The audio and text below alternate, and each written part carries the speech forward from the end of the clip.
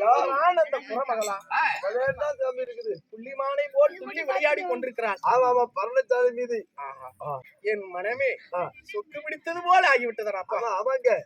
நான் சொன்ன பிரகாரமே ரொம்ப அழகா இருப்பான் தெரிகிறது. அழகா இருக்கா அவள்?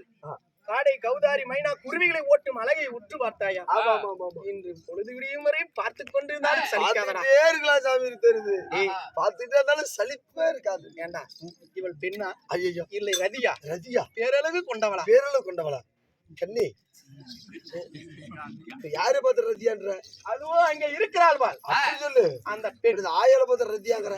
ஏய் நண்பா, எப்படியாவது அந்த பெண்ணிடத்தில் என்னை கொண்டு போய் சேர்த்து அம்மா தாயே. தாயே பிச்சைக்கார தாயே.